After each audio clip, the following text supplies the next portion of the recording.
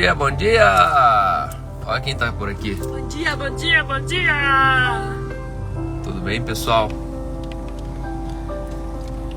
Estamos aqui, pessoal, na Serra Catarinense, do lado do véu da... Olha lá, Rota das Cachoeiras. Consegue ver ali, ó? Rota das Cachoeiras. Sejam bem-vindos. Só tô passando aqui para dar um oizinho rapidão. Oi, Paty, tudo bem? E a gente tá literalmente no meio do mato, no meio da selva, no meio de Santa Catarina, no interior de Santa Catarina. E tá melhor, meu amigo? Como é que você sabe? Tamo bem, graças a Deus. E estão me ouvindo bem? Dá pra ouvir bem, né? Teu celular tá onde, amor? E o Bíblia na Mesa hoje é diretamente daqui, pessoal. Daqui de Santa Catarina. Eu com a Aline aqui, maior resenha acontecendo. Coisa linda. É bom ser ministrado pela minha esposa. É bom ser apacentado por ela, encorajado. E eu tenho uma palavrinha pra gente hoje aqui. Mas enquanto o pessoal vai entrando aqui, deixa eu abrir já Filipenses 1. Quero falar com vocês sobre Filipenses capítulo 1. E deixa eu ver se vai abrir na Bíblia aqui. E ontem, olha que surpresa boa. Na verdade, ontem a gente acordou 5 horas da manhã. A gente desceu a Serra do Rio do Rastro. É uma serra que fecha às 8. Está fechando das 8 às 7 da noite. São 12 quilômetros. Maravilhoso. Pensa uma serra linda, assim. É algo fantástico. E obrigado, César. E aí deixa eu contar o que aconteceu durante o dia. Aí a gente desceu, subiu, tirou aquelas fotos, fez aqueles vídeos. A gente fez um ao vivo rapidinho. E aí 9 horas a gente chegou no hotel. Como em tempo de pandemia eles não estão fazendo buffet, separaram o nosso café da manhã e tal. E aí, para nossa surpresa, meu pastor ligou, escreveu e falou: a gente tá indo para Urubici, a gente tá chegando aí. Vamos fazer alguma coisa junto, vamos almoçar juntos e tal. Falei, beleza, fechou, vamos almoçar junto. E aí, quando a gente subiu a serra, saiu do mirante, eu dei uma olhada pro lado e comi faixa. Nessa comida de faixa, eu peguei umas 4 daquelas tartarugas e descobri que aqui em Santa Catarina, tartaruga morde. A tartaruga mordeu meu pneu. O pneu esvaziou, tive que trocar o pneu pela primeira vez. Aí o pneuzinho desse carro aqui, obrigado BMW por fazer isso, obrigado Mini Cooper, é um pneu bananinha, parece aqueles Fusca ano 61, sabe aquele pneuzinho bananinha? Eu olhei no pneu, tá escrito não passa de 80 por hora. Eu falei, não, você tá de brincadeira que não posso passar de 80 por hora. Aí eu peguei a Aline, a gente viajou 70 km para ir na cidade encontrar com o pastor Arno. Quando a gente chegou na porta da loja de pneus, onde a gente ia arrumar o pneu, a Aline pediu uma sacola dentro do carro e já encheu a sacola, vomitou dentro do carro. Aí quando eu desci, tinha um restaurante do lado. Era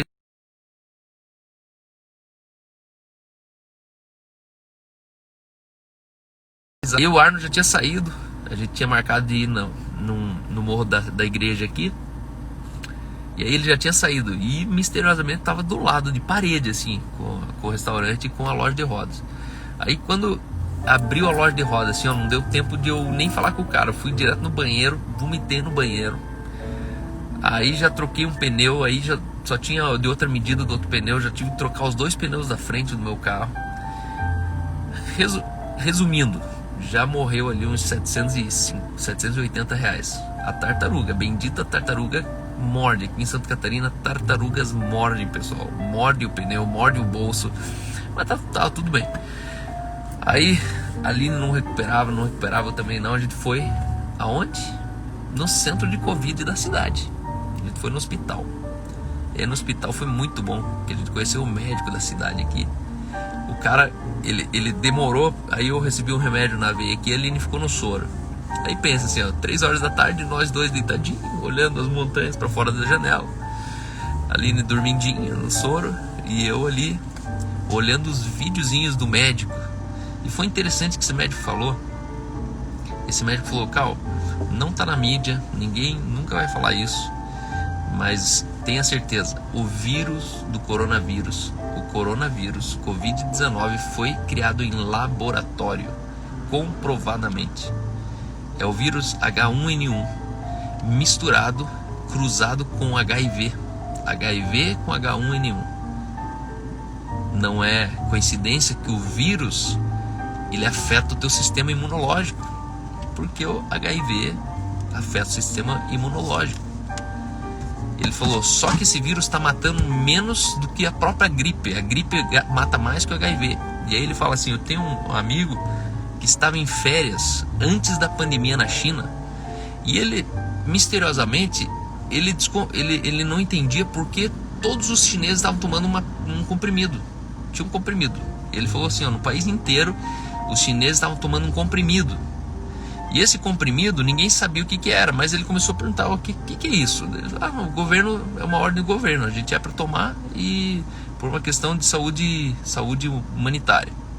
Tipo uma vacina. Pensa que o governo saiu vacinando a população, só que a vacina era um comprimido. E esse comprimido era cloroquina. Ele falou, calma, ninguém me contou. Isso eu sei. É uma informação pessoal, privilegiada. E aí ele conta que a única... E aí a prova disso é o seguinte. De 2 bilhões de pessoas, não sei se você sabe, mas 4 mil pessoas morreram de coronavírus na China. Você já imaginou isso? Mais de 1 milhão e pouco pessoas morreram de coronavírus. Mas na China, só 4 mil. Como assim? Que conta é essa? De onde saiu o vírus, só 4 mil morreram. Então toda aquela cena que fizeram, os corpos sendo puxados, os caras tudo... Pareciam que tava fazendo... Pareciam que tava colhendo mel, tá ligado? Aqueles caras assim. Era tudo uma cena. E a única cidade afetada na China pelo coronavírus foi uma cidade de onde a maioria dos chineses da Itália passam o ano novo lá. E foi exatamente nessa cidade que a cloroquina não foi dispensada. Então isso foi uma coisa assim interessantíssima. E ele falou assim, Cal, um tratamento efetivo com cloroquina, com hidroxicloroquina, hidroxi e mais um. Ele falou assim, Ivermectina. Se você faz um tratamento disso, 2 dias e o vírus ele não sobrevive em você. Ele falou assim, hoje aqui na região catarinense tem mais de 3 mil médicos. Ele falou, eu e mais 14 médicos somos os únicos aqui de toda a região que nós fazemos esse tratamento e recomendamos um tratamento preventivo com hidroxicloroquina. Estão sendo cúmplices de um genocídio humano. E é interessante que eu pensei sobre isso, por quê? Porque primeiro eu comecei me anunciando pro médico como pastor. E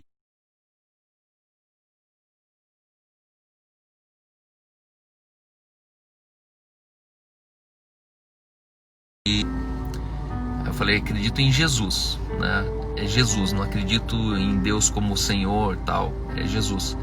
Ele falou, puxa, eu também sou, eu sou desses mesmo. Eu sou crente, eu sou espiritualista e Jesus para mim é minha força, é minha vida, é tudo sobre Jesus na minha vida. E aí ele manteve a gente um pouquinho mais tempo internado lá, porque ele estava atendendo um monte de gente, uns Covid que chegaram ali. E aí ele colocou a gente numa ala, que eu acredito que seja a ala particular do hospital ali. A gente foi pelo SUS. E aí no final ele abraçou, agradeceu e falou, cara, obrigado.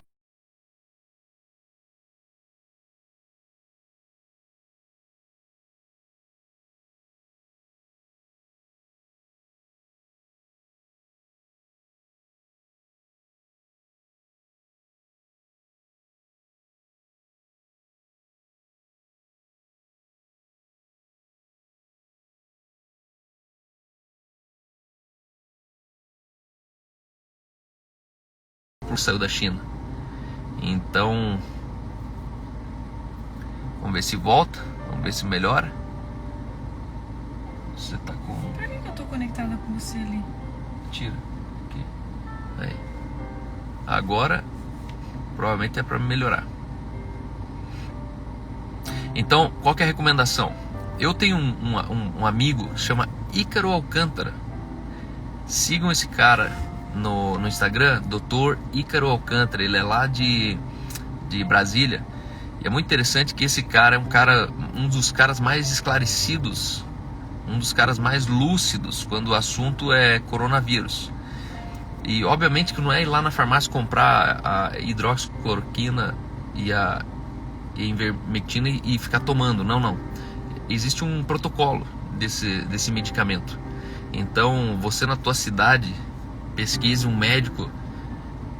na sua cidade um médico que trabalha com esse preventivo.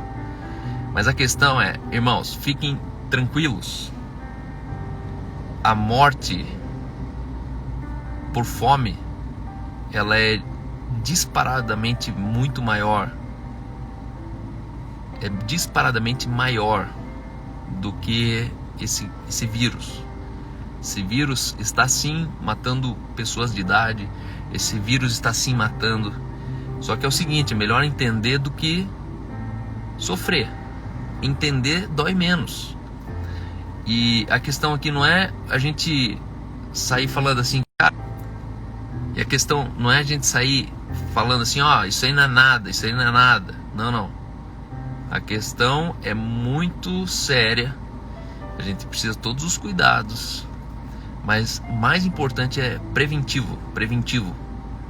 Né? Se você segue aqui o chileno Vergara, você vai descobrir que o maior arrependimento dele ser gordo foi o dia que ele pegou Covid. E ele prometeu a si mesmo, ele fez um juramento a Deus que ele nunca mais seria gordo. Existem pessoas que...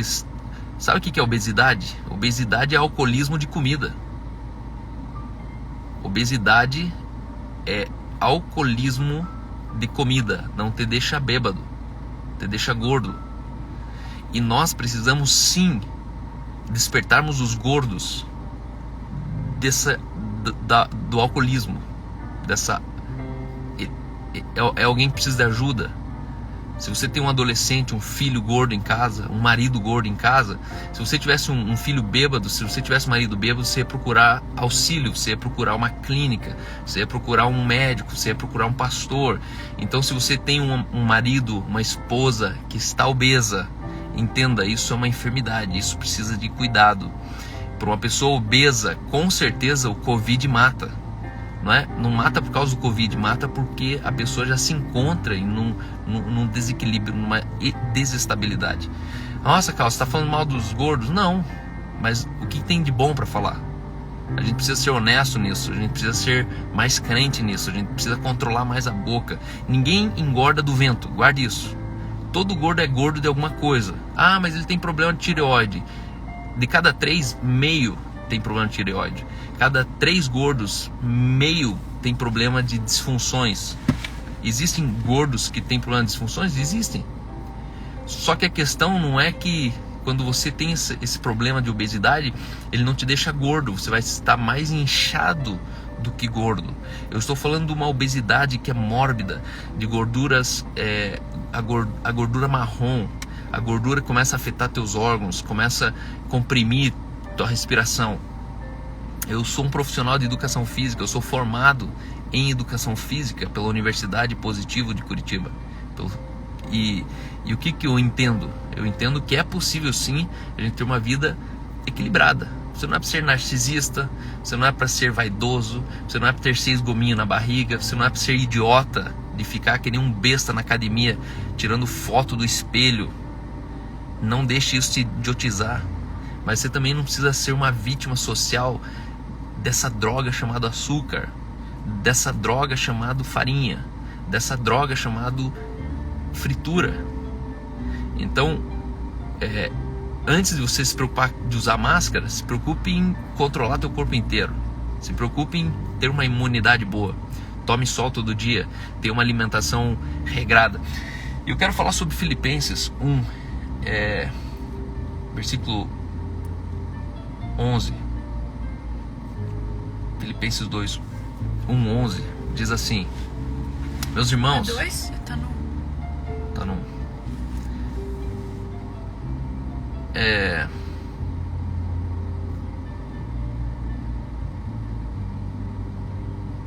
Deixa eu ver onde que tá. Ele tá no 112 ali. THL. Tem algum outro aqui? Não. Não? Meu outro não abriu. Meu Bíblia não abriu, só abriu em inglês. Então fala aí.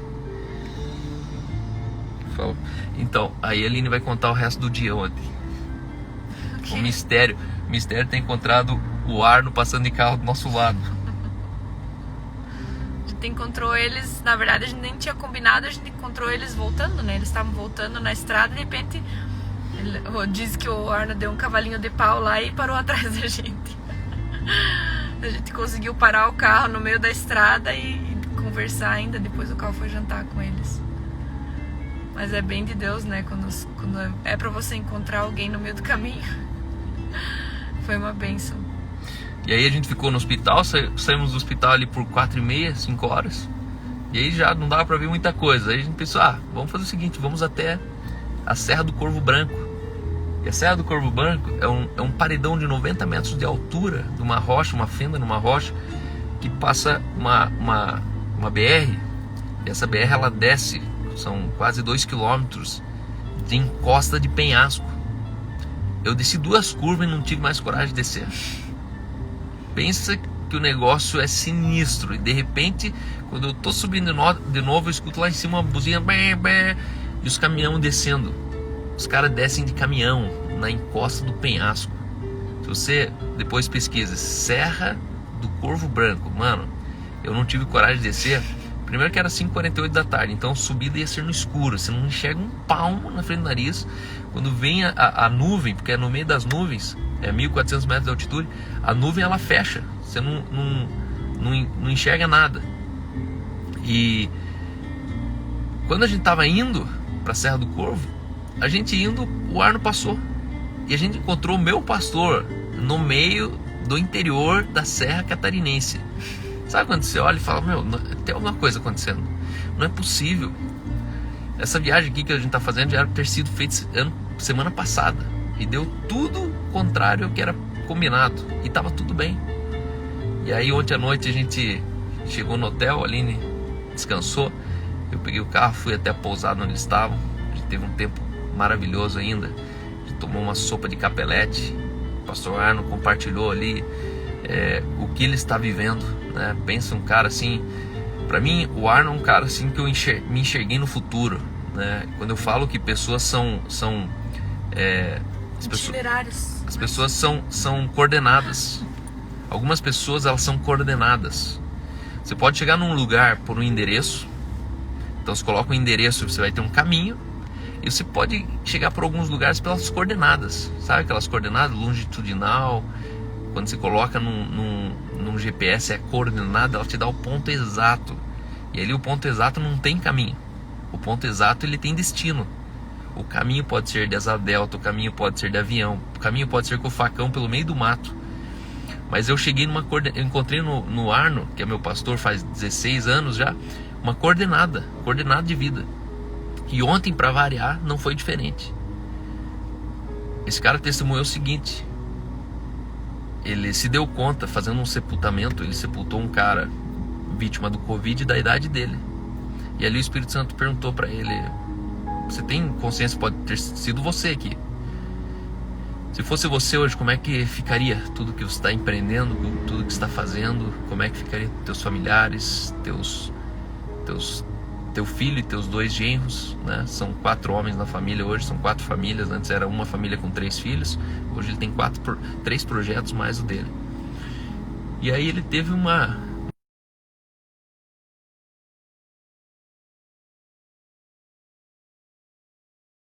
viagem de legado.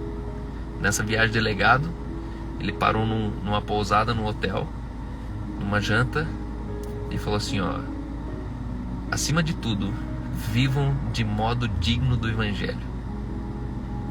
Esse cara fez uma aliança, imprimiu dentro da aliança e deu para cada genro, cada filho. E falou, se esforcem ao máximo. E ele falou assim, hoje eu tô pronto, estou sentindo nada disso, não tive nenhuma sensação, nenhuma impressão. Eu só não quero ser displicente com uma coisa tão importante, que é viver prudentemente.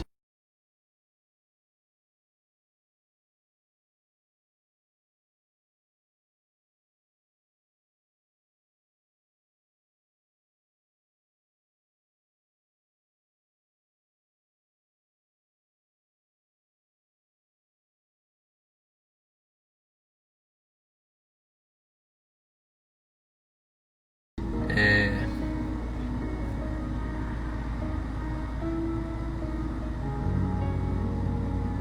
1:27, que diz assim: agora o mais importante é que vocês vivam de modo de acordo com o Evangelho de Cristo. Desse modo, tanto se eu puder ir visitar vocês, como se eu não puder, eu saberei que vocês continuam firmes e unidos. Saberei também que por meio da fé que se baseia no Evangelho, vocês estão lutando juntos com um só desejo.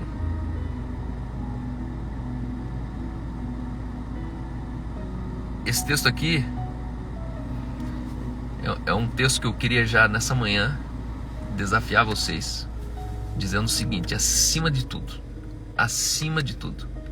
viva de modo digno do Evangelho. Eu estou sem a Bíblia aqui, estou sem o computador, mas em outra versão ele diz: vivam de maneira coerente entre aquilo que se fala daquilo que se vive. Que a sua decisão revele o Evangelho que você carrega, que a sua postura, que a sua atitude, que as tuas reações, elas revelem o Evangelho que você carrega. Viver a vida com Jesus não é uma vida falada, é uma vida vivida. Ela precisa ser lida naquilo que nós pensamos, naquilo que nós falamos. E uma das coisas que me chamou a atenção ontem, ouvindo meu pastor, que ele falou: Cal, eu já fui abandonado por muitos amigos. É terrível. Ser abandonado por amigos é horrível. Muitos dos meus amigos me abandonaram. Mas ele disse: mas eu tomei uma decisão na vida de eu nunca ser essa pessoa que abandona.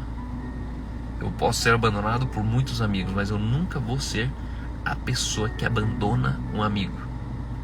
E aí ele falou: viva desse modo digno. O Evangelho não abandona um amigo. O Evangelho de Jesus não abandona um amigo. Não seja você que abandone o amigo. Não seja você que trai o amigo. Não seja você que se vinga de um amigo. Por quê? Porque você vive de modo digno do Evangelho. E para finalizar, nesse mesmo capítulo, Paulo está falando. Eu até postei no Telegram, se vocês tiverem com o Telegram por aí. Vamos ver aqui se minha... Ixi, Maria. Você não tem Telegram, amor? Meu Deus. Quer dizer, sei lá se eu tenho. Eu tinha, mas eu acho que eu não baixei isso. Deixa eu ver aqui.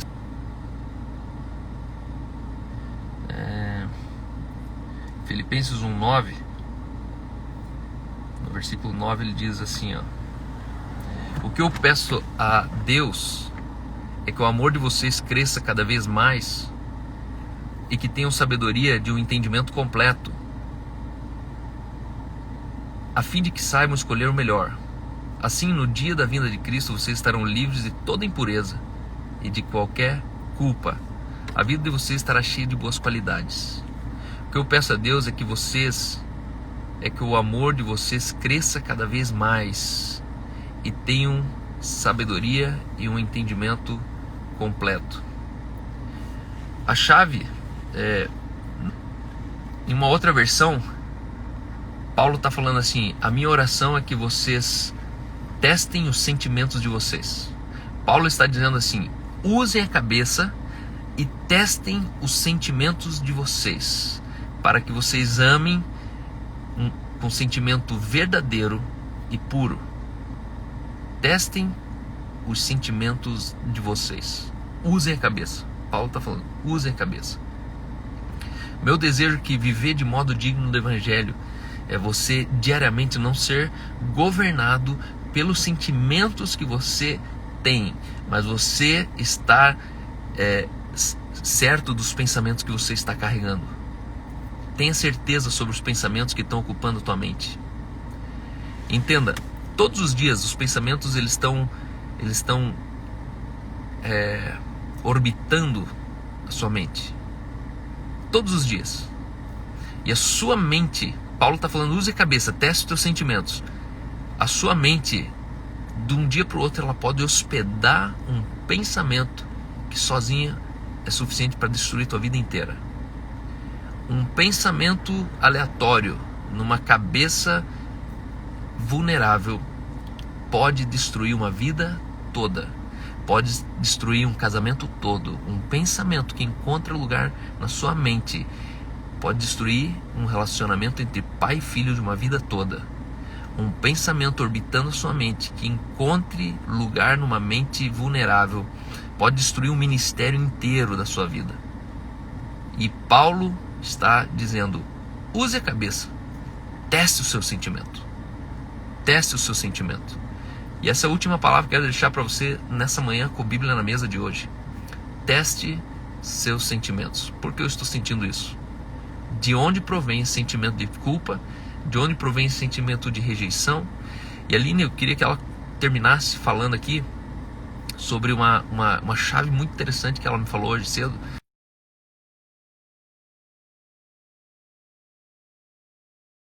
Controladoras, elas são vítimas fatais do medo. Elas se escondem atrás, elas ocultam atrás do controle o medo. Conta um pouquinho pra gente sobre isso. As experiências que a gente tem quando a gente é pequeno, né? Eu tava compartilhando um pouco do que eu falei no último culto de mulheres que a gente teve na igreja. E que quando a nossa mãe chega e fala pra mim, pra nós, ou algum parente, alguém que a gente ama, e fala assim, viu, se você não tivesse se comportado dessa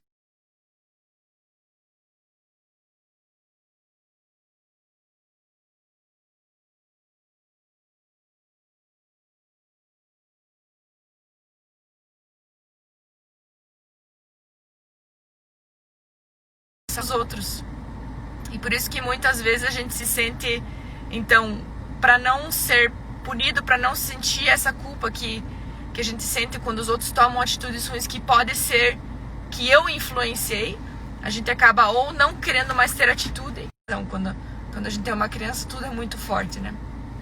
Então, ali que surge a origem de muitas vezes nós queremos controlar assim,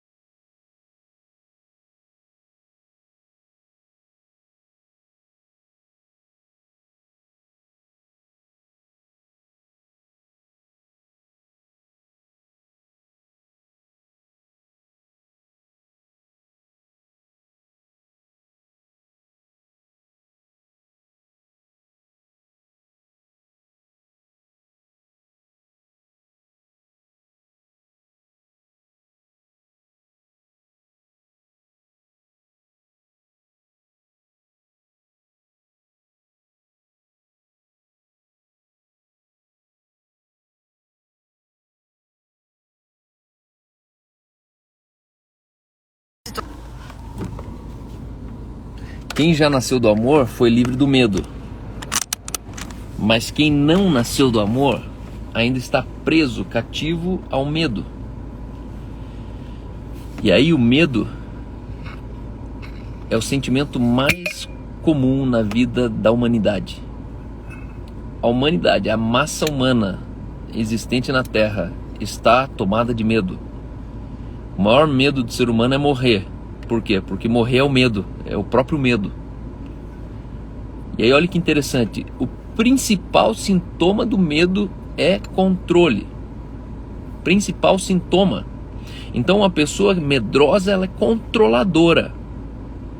Você, a sua dimensão de liberdade que você tem e que você estende para os outros, a dimensão da liberdade que você tem e da liberdade que você estende para os outros, revela a ausência do medo que você não tem. Não sei se está melhorando aí, mas enfim, a gente está aqui no meio do mato, bem no meio do mato aqui. Então, o que eu quero deixar concluído com vocês: testem os seus pensamentos, provem os seus pensamentos. Se o teu pensamento tem origem no medo, entenda, você deve estar controlando algo ou alguém. Sabe aquele amigo que faz um churrasco e não chama você? Aí no próximo churrasco que você faz, você não chama ele? Na verdade você se ofende mais de não ter sido chamado no churrasco dele, não porque você gosta dele ou porque você gosta de churrasco. Você se ofende a ponto de você dar uma vingança, uma resposta, porque você controla os teus amigos. Nós tentamos controlar as pessoas a partir do medo que nós carregamos. Medo de quê? Medo de perder o amigo.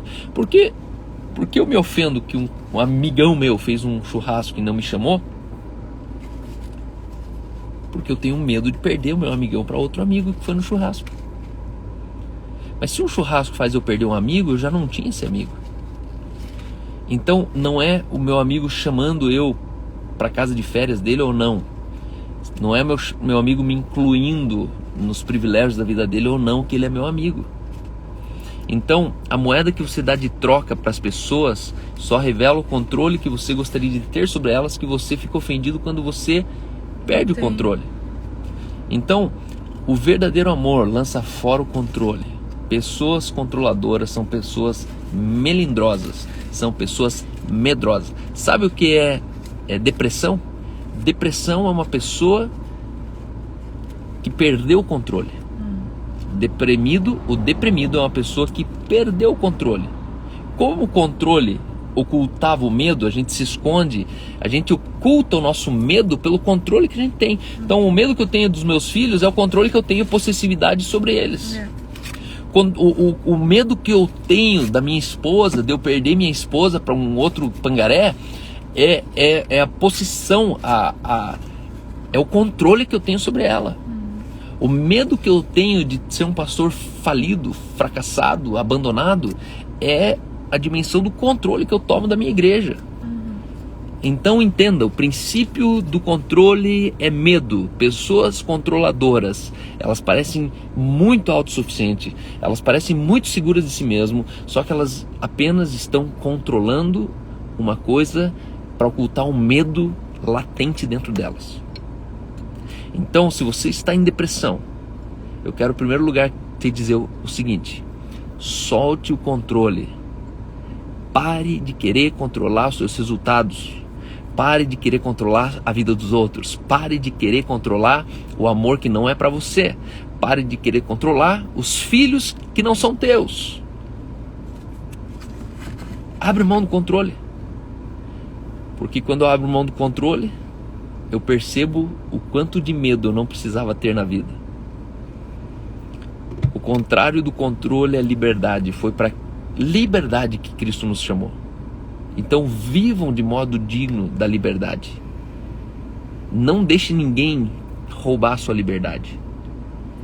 Não deixe ninguém usurpar a sua liberdade, tentando projetar em você um domínio, um controle que é fruto do medo que as pessoas carregam. As pessoas são medrosas.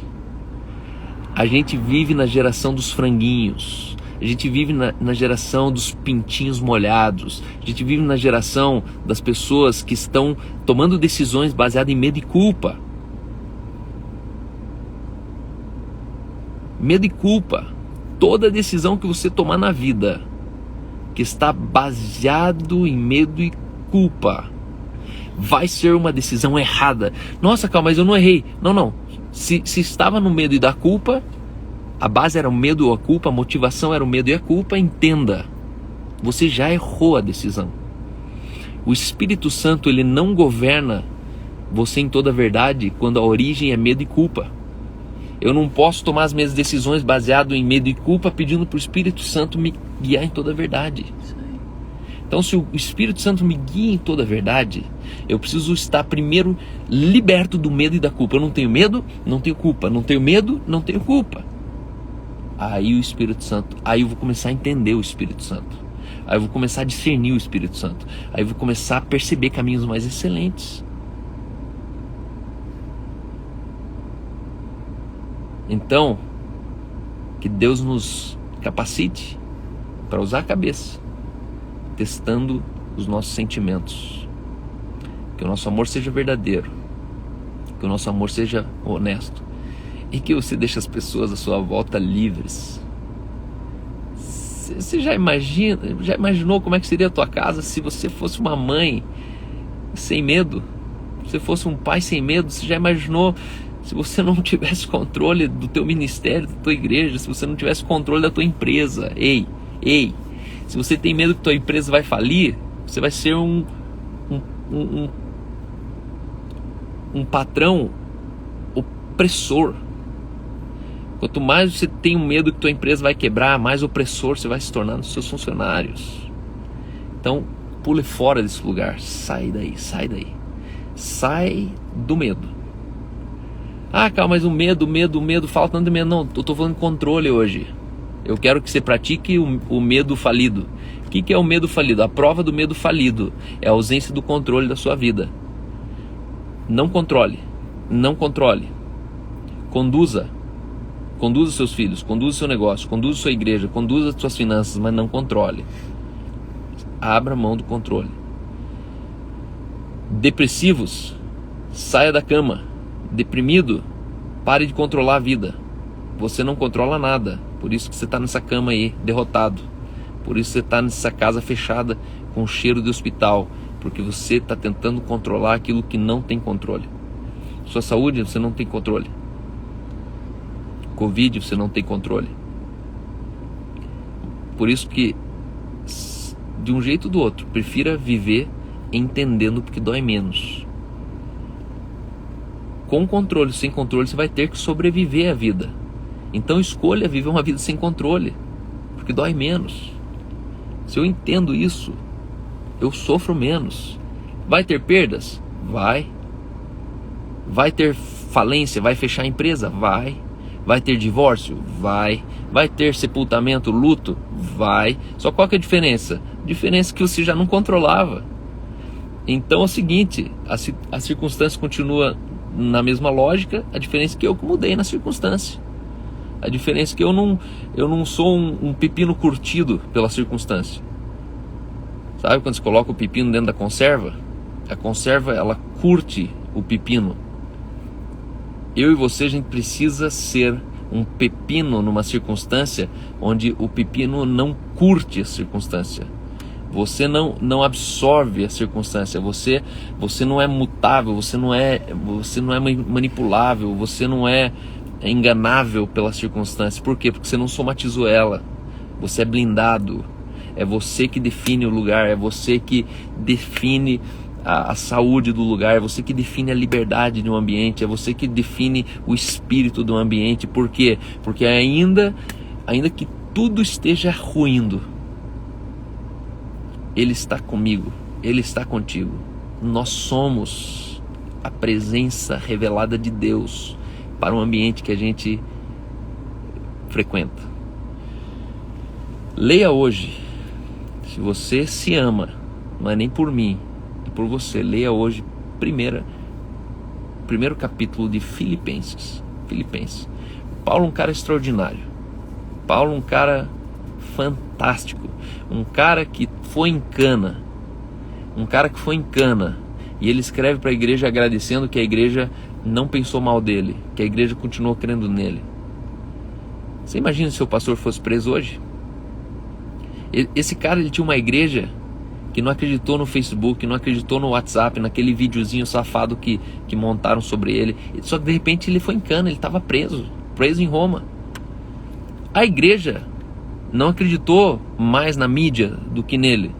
E ele ora e fala: obrigado porque vocês continuaram firmes, obrigado porque vocês, mesmo aí na minha ausência. E ele fala: cara, deu ruim, por quê? Porque quando acharam que estavam perseguindo a gente, o evangelho entrou em toda a guarda pretoriana. Toda a guarda pretoriana foi se consultar com o evangelho de Paulo. Paulo, ele falou: isso foi de Deus, Deus fez isso, Deus está nesse negócio, eu não estou preso, eu estou livre. A questão é que o meu evangelho está visitando os presos. Paulo era um cara livre, visitando os presos na prisão, sendo preso. E aí os guardas desciam, sabendo que o cara que era uma ameaça para o evangelho, hoje estava preso por causa do evangelho. E eles vinham perguntar: mas que evangelho é esse? Você é burro? Você está preso aqui? Você era o cara que prendia por causa desse evangelho, agora você aqui é a vítima do evangelho. Como assim? E ele fala: não, eu não sou vítima de nada. Eu não estou preso aqui. Eu só estou enviado aqui. Por isso que ele começa dizendo: alegrai-vos no Senhor. Outra vez vos digo, alegrai-vos. Ele está dizendo: ei, eu afirmo, se alegre. O bagulho está tenso, está ruim. Pense, Paulo estava escrevendo de dentro do Bangu 1. Paulo estava no presídio, mano. E a Bíblia diz que naquele momento ele fortaleceu toda a guarda pretoriana. E não somente os guardas, mas os presos que eram irmãos da fé, que estavam ali abatidos, que estavam ali desacreditados. A fé deles foi novamente ativada, a ponto de alguns saírem pregando por inveja, já que viram que Paulo estava ganhando os holofotes. Paulo estava sendo visitado, estava sendo requisitado sendo crente. Ele fala: pô, eu vou ser crente também. Não, também sou prisioneiro de Cristo. E Paulo olha e fala: mano, quer saber? Deixa os caras lá. Uns estão fazendo isso por inveja, outros por soberba, outros perceberam que é um bom caminho, né? Quando você é crente e de repente você é um crente de verdade sendo respeitado dentro de uma prisão. Só que Paulo, ele está livre do medo, então ele não controla isso. Aí sem controle ele fala: pelo menos estão pregando a Cristo, não tem problema. São um bando de otários, trouxas, charlatões, como aqueles que a gente acompanha hoje na nossa geração. Mas Paulo fala assim: não, importa que o evangelho avance. Então o meu desejo nesse dia, com a Bíblia na mesa, no meio da Serra Catarinense, a gente acabou de sair do hotel, a gente está pegando estrada agora, 7h30, 8 horas de viagem para casa. Eu ainda quero levar a Aline para, de repente, almoçar num lugarzinho especial em Florianópolis. Nosso desejo é que vocês sejam fortalecidos no Senhor, livres de todo controle. Amigos, sem controle a vida dói menos. O controle é terrível, porque o controle gera em você ira, acesso de ódio. O controle gera acesso de raiva, de vingança. Então, se eu não tenho controle, eu não me sinto agredido, muito menos roubado. Se eu não tenho controle, eu não me sinto confrontado por ninguém. Se eu não tenho controle, eu não me comparo com ninguém. Comparação é a origem do controle. Vamos orar juntos?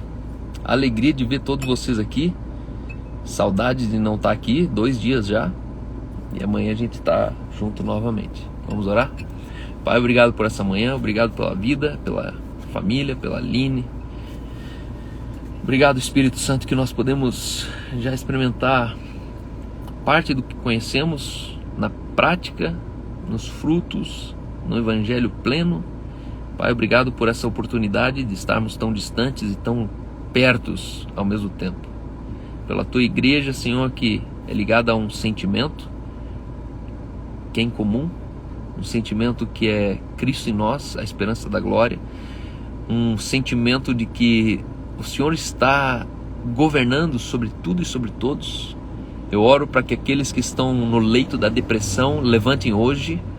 Eu oro para aqueles que estão sofrendo em seus matrimônios pelo controle, sejam livres agora.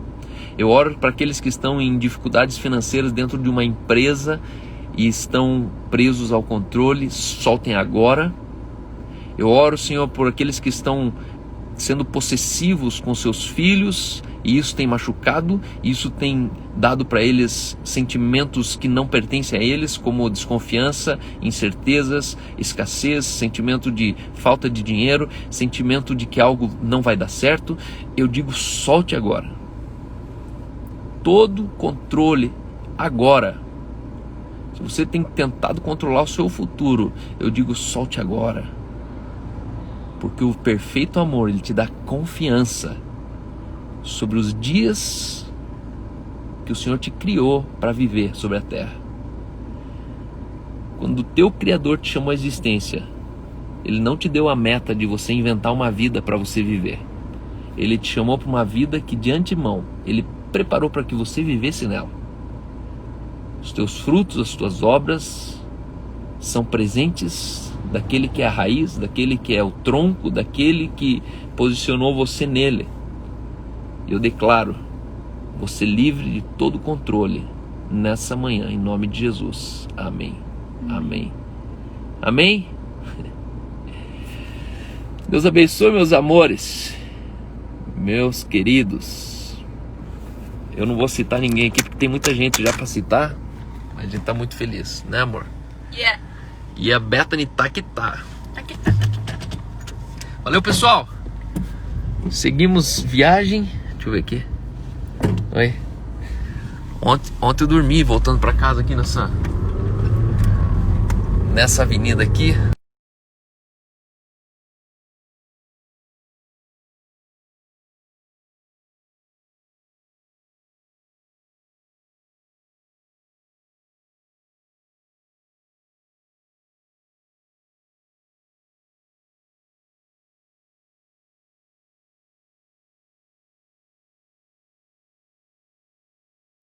Beijo grande. De repente eu tô pra ir aqui no mirante do Morro da Igreja. Talvez eu faça uma livezinha ainda pra mostrar um outro lugar aqui, se der certo, tá bom? Se pegar